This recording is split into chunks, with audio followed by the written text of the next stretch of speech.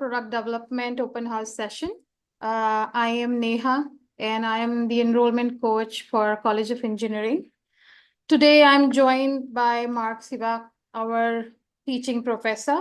And during this session, we will be covering the details about the product development program and other details regarding College of Engineering. We will take Q&A session towards the end of this session. So let's proceed for our session today. Yeah. So let me cover the code of conduct.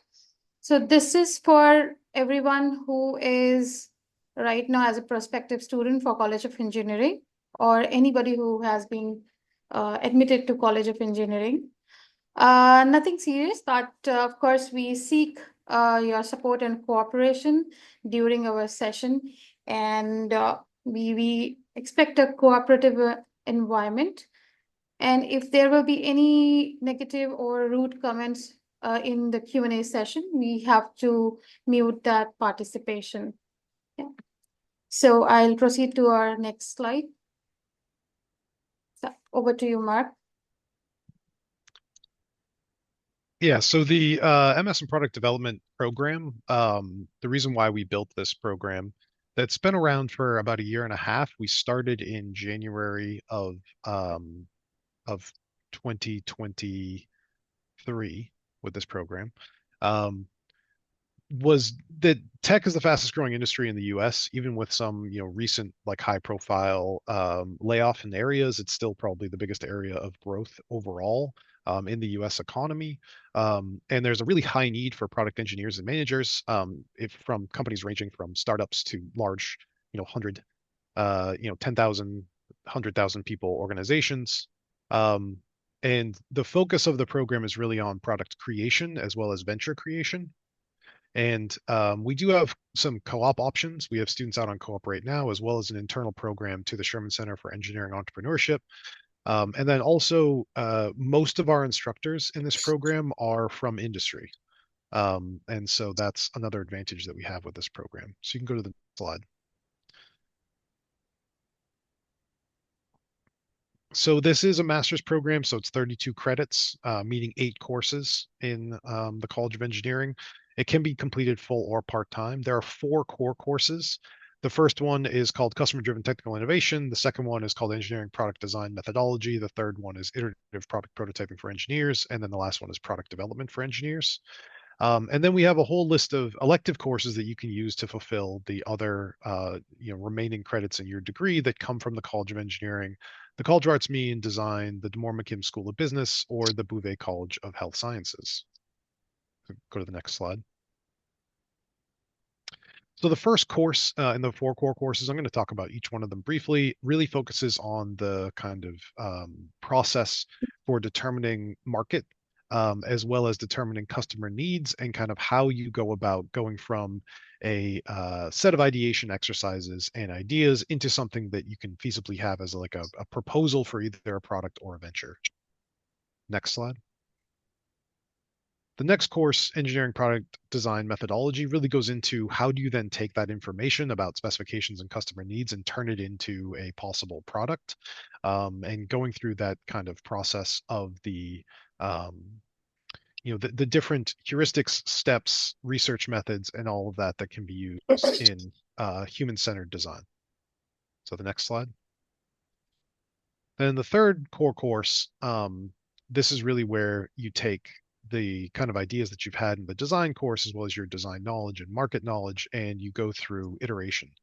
So how can you gather feedback, create prototypes to test for risks and possibilities, start to look at manufacturing or deployment, and all of those kinds of pieces are done in the third course. And then the last one, go to the next slide. This is where it really all comes together in product development for engineers. So in this course, it's the last of the core courses. It's treated more like a startup environment. You do a group project and you come together with all those aspects that you've learned in the previous courses to put together a practical project, using technology and kind of everything that you've seen so far. And we've had things that range, from all kinds of different industries to different ideas. And we usually have industry people come and vet and judge them at the end of the semester. All right, next slide. Those are all the core courses. So then there are three real options to finish this degree, and this is true for most of the master's degrees in the College of Engineering. The first one, as I mentioned, it was 32 credits, so it's to take 4 of the core courses and then 4 electives. So you take a total of 8 courses. The other option is to do 7 courses and a project course. That project course is with a faculty member. Currently in this semester, it's me. And you'll be able to kind of focus on the industry and research interests that you have personally. Or other things that have happened, or people have brought in ideas or recommendations for projects externally, like from their co-ops, and then they've been able to complete them. And then the last option is to do 6 courses in a thesis, where you actually go ahead and write a master's thesis as part of the program. Next slide. So yeah, just to give you kind of like a summary of the stuff that I talked about, the core curriculum is in product development, both for software and hardware. We really view the product development process as more and more products these days have both elements. It could be a software app paired with a device, like say something like a fitness tracker, or it could be, even for things like a washing machine or a dishwasher in your house. A lot of times they have a QR code that goes to an app, even for like submitting tickets and warranty information. So we really try to focus on both hardware and software in our courses and in our electives. As I mentioned with the electives, there are multiple different colleges that you can pull electives from. We've had students who take courses all over the place, and really that is quite customizable based on your previous experience, your interests, and kind of where you want to go, how you think you can best fulfill, your resume and portfolio for when you leave with a degree. And then, as I mentioned, we have instructors from industry. We've had people from Microsoft come teach with us. We've had a couple industry veterans from like Boston Scientific and biomedical fields. We had someone from Whoop come and teach for us. We've had people from various startup companies and like startup collectives and accelerators. And really, it's just me and one other faculty who are full-time faculty teaching in the program. The rest of the instructors for all of the courses are from industry. And we really have kind of 2 different varieties of faculty for that. We have, your industry veterans who have been around for 30 years and have lots of great experience to share. And then we have some like newer folks who have just been out there for 5 or 10 years who really have been in the trenches with this stuff and can talk more about like how to get from finishing up a degree and out into the actual workforce with very timely information. And then, as I mentioned, this program is honed inside of the Sherman Center for Engineering Entrepreneurship here in the College of Engineering. And as part of that, we also have access to the other Sherman Center programs. There is a program called the Venture Co-op, where students can apply to become a co-op. It's a competitive process, and you're given a stipend to continue to work on a venture idea that you have over the course of 6 months. And then we also have 2 other notable programs in the Sherman Center. The first one being Generate, which is a student-run product development firm. Essentially, they get project ideas from other parts of the university and they complete them. And it's really great for building up your experience and portfolio. And then Forge, which is a program that's meant to try to help younger students learn new skills. So it's really great for mentoring and teaching if you would like some of that experience as well. All right. I think that's all my slides. Yeah. All right, thank you, Mark. So, now I guess I need to introduce our graduate ambassadors. So, in order to assist our incoming students, we have many graduate ambassadors at COE who will be able to assist you with different things. First of all, of course, with the program questions, anything related to the program that you're confused about, you can reach out to our graduate ambassador who are already studying in Northeastern University. They'll be able to help you out with that. They can surely help you out with the experiences that they have faced in the new city. So let's say if you're coming to US for very first time, of course, you can reach out to our graduate ambassadors. They'll be able to help you out with their experiences. Third thing, which is very important because we do not have any on-campus housing for graduate students. Of course, off-campus housing options are there. Graduate ambassadors can help you out with that as well. They can really give you an option which can be helpful for any students who is coming for very first time in Boston City. This is the link for the web page for Graduate Ambassador. Of course, you can, screenshot this particular link and you can use it. So, yeah. So what can a Graduate Ambassador can assist you with? Yeah, there are certain do's and don'ts. So first of all, I would like to cover what they can't help you out with. So they won't be able to help you out with the application eligibility or profile. For that, you have to reach out to the admission teams. They won't be able to tell you that what kind of profile are there suitable for a particular program. They won't be able to help you out with the status of your application or admission decisions. Again, you have to reach out to our admission team because graduate ambassadors won't be able to help you out with that. They won't be able to help you out with any course registration. And for international student, they won't be able to help you out with any I-20 processing or visa status. Website payments, IT issues, again, these things won't be solved by any graduate ambassadors. What they will be able to help you out will be, of course, the department and program specific doubts, which you'll be having. Any student experience, like prospective students. And we do have many graduate WhatsApp groups also for students who have been admitted to the College of Engineering program.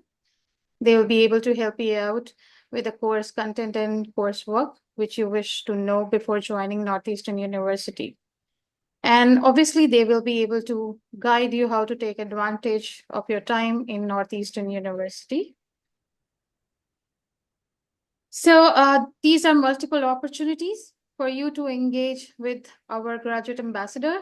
I advise you to screenshot this page so that you can, get the email ID of graduate advisors, wherein you can, wherein you can email them your queries specifically to your programs or anything like housing or any other query. We do have social media presence wherein you can get involved in any kind of discussion on WhatsApp or Instagram account of our graduate ambassadors. And of course, the website, you can surely connect. You can check the QR code of this website, wherein you can check the different WhatsApp group of different programs of COE for graduate ambassadors. Okay, so other than academics, of course, there are a lot of opportunities wherein you can get involved with other engineering students of Northeastern universities through different clubs and societies.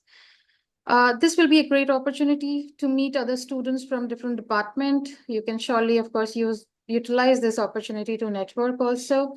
And even if you have different maybe interest in different subjects, you can surely try to join any clubs of your interest. We have student support for career success. First of all, we do have co-op coordinators. During the beginning of your session, you will be introduced to your co-op coordinators who will be helping you out throughout the career advising services. They will be providing you one-to-one guidance that how you can, how things will be helpful for you in seeking job opportunities or co-op opportunities in Northeastern universities. Then we have Office of Global Support for CPT advising. We do have student services for course registration and academic advising for each department of College of Engineering. We do have Global Student Success Office for international students related to workshops and webinars. And we have career design and employer engagement, wherein they will be able to guide you for career fairs, workshop, any kind of help that you need for co-op and other job-related queries. So what will be the next step? So we are still taking Spring 25 applications for international students. 1st October will be the deadline for all international students applying to US. And if you're a domestic student, 1st December will be the deadline. If you are targeting fall 25, we have 1st December as deadline for all PhD applicants. 15 January is the priority deadline for MS students. If you're an international student outside USA, 1st June will be the deadline for that.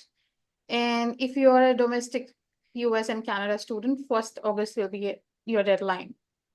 In case there is an international student who is inside US and Canada, they can apply by July 1st. So kindly try to remember the deadlines and apply as soon as possible. So now I would like to discuss the admission requirement. So first of all, we are right now offering the fee waiver for spring 25. So you can check the code for free waiver. We need 2 letter of recommendations. We need your unofficial transcript and statement of purpose. Statement of purpose can be a 1-page statement purpose describing what you are looking for in the program by Northeastern University, what is your future plan regarding the courses. We need a standard resume, and GRE is not required. We have waived off. And international students need to give IELTS, TOEFL, or Duolingo as an English test requirement. All these details are also available on our graduate admission website, wherein every detail regarding letter of recommendation, how to send the official, unofficial transcript, how to send your IELTS, TOEFL score, all these details are mentioned there. So this is the code right now, which we have for spring 25. Kindly apply the code very carefully. There should not be any mistake in the words and the numbers. So please do check that. So this is our various website, which will be helpful for you. Please do check the admission office email ID, which is given over here. We have also mentioned our COE student ambassadors email ID, and of course the website for graduate admission that you can see. So now I guess we are open for our Q&A. Give me a minute.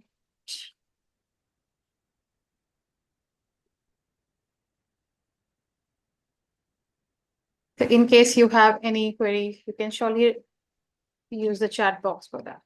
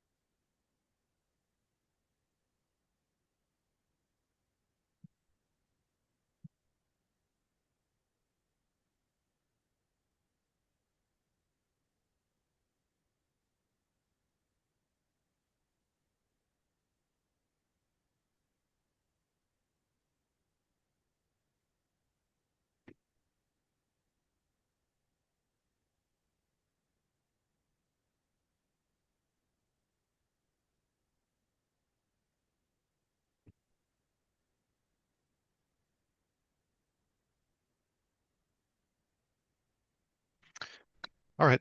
I don't know if we have any questions, so I think we could be good here. Okay.